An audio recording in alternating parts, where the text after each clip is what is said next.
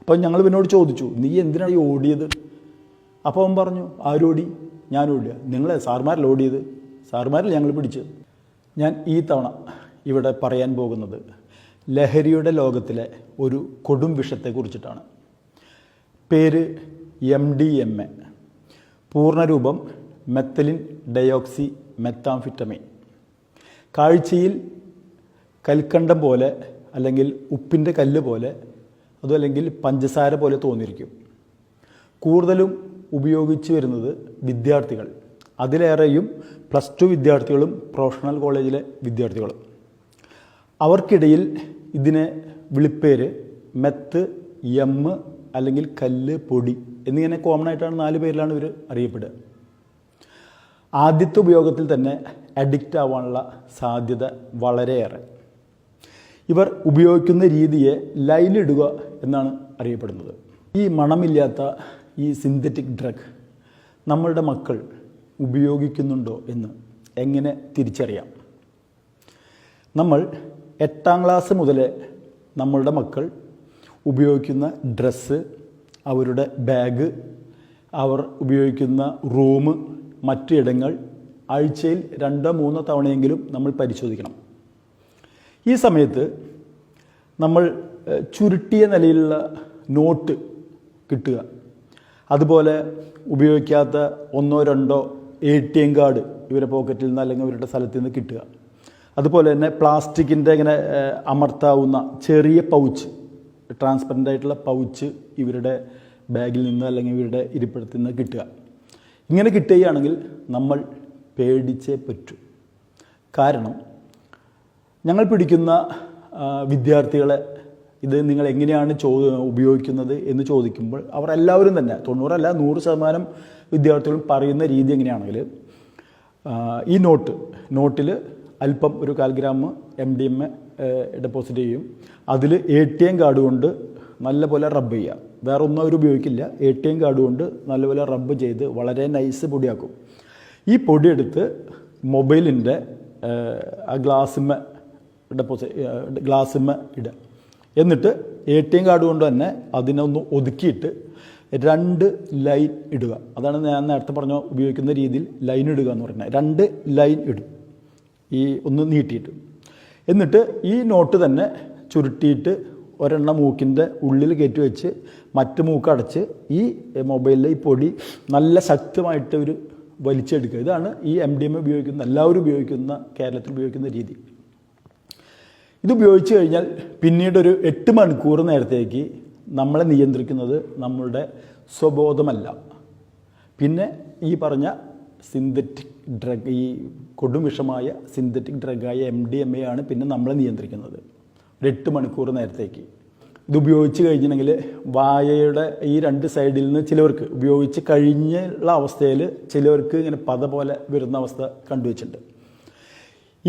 ഈ സമയത്ത് തന്നെ അവർക്ക് ഇഷ്ടമില്ലാത്ത എന്തെങ്കിലും വാചകം നമ്മൾ പറഞ്ഞാൽ അവരുടെ പ്രതികരണം ഭീകരമായിരിക്കും. ഒരു ദിവസം ഞങ്ങളുടെ ഓഫീസിലേക്ക് 2 പേർ കടന്നു വന്നു, ഒരു പെൺകുട്ടിയും ഒരു ആൺകുട്ടിയും. നമ്മൾ ചോദിച്ചപ്പോൾ പറയണത് അവർ ലിവിങ് ടുഗദർ എന്നാണ് അവർ പറയുന്നത്. ഒറ്റ നോട്ടത്തിൽ തന്നെ MDMAക്ക് 2 പേരും അഡിക്റ്റാണ്. അവരുടെ പരാതി എന്താണെങ്കിൽ, അവരുടെ ഗുരുവായൂരിൽ വെച്ച് അവരെ ഒരാൾ ഉപദ്രവിക്കണു എന്നുള്ള പരാതിയാണ്. അങ്ങനെ ഈ പയ്യനെ നമ്മൾ നമ്മുടെ വാഹനത്തിൽ കയറ്റി നേരെ ഗുരുവായൂർക്ക് പോയി. അവിടെ എത്തുന്നതിനെക്കാട്ട് മുമ്പ് വെള്ളം കുടിക്കണം എന്ന് പറഞ്ഞ് നമ്മൾ നമ്മുടെ വാഹനം നിർത്തുകയും ആ സമയത്ത് തന്നെ ഇവൻ ഇറങ്ങിയിട്ട് ഓടി. ഞങ്ങൾ അത്ഭുതപ്പെട്ടു, കാരണം പരാതിക്കാരൻ ഓടുകയാണ്, പരാതിക്കാരൻ്റെ പിന്നാലെ ഞങ്ങളും. കാരണം ഒരു 1.5 കിലോമീറ്റർ ദൂരം, ചെറുപ്പം പയ്യനാണ്, 1.5 കിലോമീറ്റർ ഓടിച്ചിട്ടാണ് അവനെ പിടിക്കുന്നത്. ഈ പരാതിക്കാരൻ പിന്നെ ഞങ്ങൾ അങ്ങോട്ട് പോയില്ല. പരാതിക്കാരനെ തിരിച്ച് നമ്മൾ വാഹനത്തിൽ കയറ്റി നമ്മുടെ ഓഫീസിലേക്ക് വരുന്നതിൻ്റെ ഉള്ളിൽ ഇവൻ വളരെ ഭയാനകമായിട്ടുള്ള സംസാരവും വോളിയും ബഹളും ആകെ സീനായിരുന്നു. അങ്ങനെ ഈ പയ്യനെ കൊണ്ടുവന്ന് തിരിച്ച് നമ്മളുടെ ഓഫീസിലെത്തിയപ്പോൾ ഇവൻ്റെ ബഹളം കേട്ടിട്ട് ആ പെൺകുട്ടി അതിലേറെ തീവ്രമായ രീതിയിൽ പ്രതികരിക്കലും വോളിയിടുകയും അട്ടഹസിക്കുകയുമായാണ്.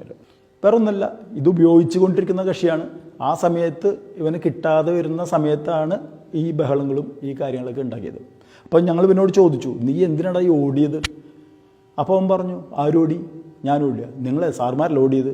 സാറുമാരിൽ ഞങ്ങൾ പിടിച്ച്, ഇങ്ങനെയാണ് പറയുന്നത്. അതായത് പരസ്പര വിരുദ്ധമായിട്ടുള്ള വാക്കുകളാണ് ഇത് ഉപയോഗിച്ച് കഴിഞ്ഞാൽ വരുന്നത്.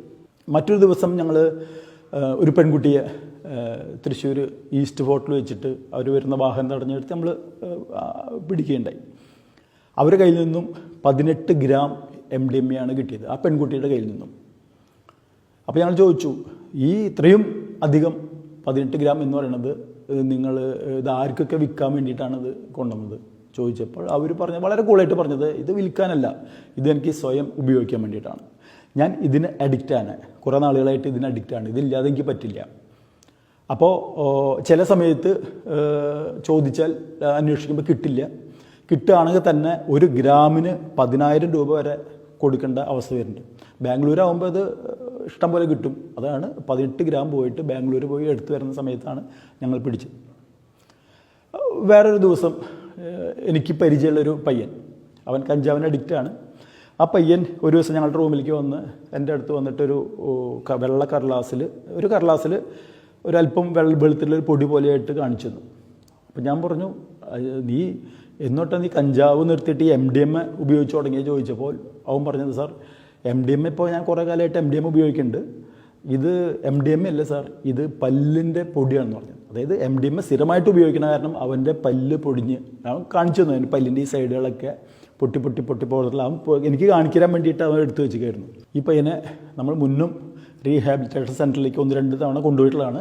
വീണ്ടും ഞങ്ങളുടെ അടുത്തേക്ക് അന്ന് വന്ന സമയത്തും ഇവനെ അതുപോലെ റീഹാബിലിറ്റേഷൻ സെൻറ്ററിലേക്ക് കൊണ്ടുപോകേണ്ടി വന്നു. ഈ മാരകമായ സബ്സ്റ്റൻസ് നമ്മുടെ കേരളത്തിൽ എത്തിയിട്ട് അധികം കാലമായിട്ടില്ല. തൃശ്ശൂരിൽ തന്നെ 2020 ആദ്യത്തെ MDMA കേസ് റിപ്പോർട്ടാണ്. തൃശ്ശൂർ സിറ്റിയിൽ 2020 MDMA കേസ് റിപ്പോർട്ടാണത്. അതിൽ 2 കേസ് എടുക്കുകയും 6 പേരെ ആ 2 കേസിലേക്ക് അറസ്റ്റ് ചെയ്യുകയും അതിൽ 5 ഗ്രാം MDMA ആണ് അന്ന് പിടിച്ചെടുത്തത്. പിറ്റത്തെ വർഷം, അതായത് 2021 ഈ 2 കേസ് എന്നുള്ളത് 16 കേസാവുകയും 38 പേരെ അറസ്റ്റ് ചെയ്യുകയും 203 ഗ്രാം MDMA കണ്ടെടുത്തു. ഈ വർഷം ഓഗസ്റ്റ് മാസം വരെ 38 കേസ് രജിസ്റ്റർ ചെയ്യുകയും അതിൽ നിന്ന് 50ഓളം പേരെ അറസ്റ്റ് ചെയ്യുകയുണ്ടായി. അതിൽ തന്നെ 925 ഗ്രാം 1 കിലോയ്ക്ക് അടുത്ത് MDMA കണ്ടെടുത്തു. ഇത് ഗ്രാഫ് വളരെ ഹൈയിലാണ് പോണത്. ഇത് കേരളത്തിൽ, തൃശ്ശൂർ മാത്രമല്ല, കേരളത്തിലെ എല്ലാ ജില്ലകളിലും ഈ MDMA കണക്ക് വെച്ച് നോക്കുമ്പോൾ വളരെ ഹൈയിലാണ് പോയിക്കൊണ്ടിരിക്കുന്നത്. ഇത് നമ്മൾ ഉൾക്കൊണ്ടേ പറ്റൂ. കാരണം വെച്ചാൽ പോലീസ് എത്ര ശക്തമായ രീതിയിൽ, പോലീസായാലും എക്സൈസ് ആയാലും വളരെ ശക്തമായ രീതിയിൽ പിടികൂടുണ്ടെങ്കിലും നമ്മളുടെ പൊതുസമൂഹം ഇതിൽ അവയർനെസ് ആയേ പറ്റൂ. ലാസ്റ്റ് കണക്കനുസരിച്ച് കേരളത്തിൽ തന്നെ ഈ വർഷം പിടികൂടിയത് 6.7 കിലോഗ്രാം MDMA ആണ്. ഗുജറാത്ത്, നമ്മൾ ന്യൂസ് കേട്ടത് ഗുജറാത്തിൽ ഈ വർഷം മാത്രം 2000 കോടി രൂപയുടെ MDMA ആണ് പിടികൂടിയത്. അപ്പോൾ നമ്മൾ വിചാരിക്കും, ഗുജറാത്തിലല്ലേ പിടികൂടി, നമുക്കെന്താ പ്രശ്നം? പക്ഷേ ഈ കേരളത്തിലോട്ട് വരുന്ന MDMA 90% ബാംഗ്ലൂർ, ചെന്നൈ, ഡൽഹി എന്നിവിടങ്ങളിൽ നിന്നാണ്. ഈ കഴിഞ്ഞ ഓഗസ്റ്റിൽ തൃശ്ശൂർ ഈസ്റ്റ് സ്റ്റേഷനിൽ 2 പേരെ അറസ്റ്റ് ചെയ്തിട്ടുണ്ടായി. അവർ ഡൽഹിയിൽ നിന്നാണ് 1/2 കിലോ MDMA ആണ് കൊണ്ടുവന്നത്.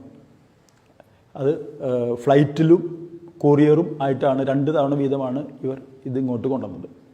അവസാനമായി ഞാൻ പറയുന്നത്, നമ്മളുടെ ഈ മനോഹരമായ ഭൂമിയിൽ ജനിച്ച് മനോഹരമായി നമ്മളുടെ ജീവിതം ആസ്വദിച്ച് മടങ്ങുന്നതിന് പകരം നമ്മളുടെ ജീവിതം ലഹരിക്ക് അടിമപ്പെട്ട് പോകരുത് എന്നാണ് ലഹരി വിരുദ്ധ സ്ക്വാഡിൽ അംഗമായി എനിക്കും കേരള പോലീസിനും പറയാനുള്ളത്.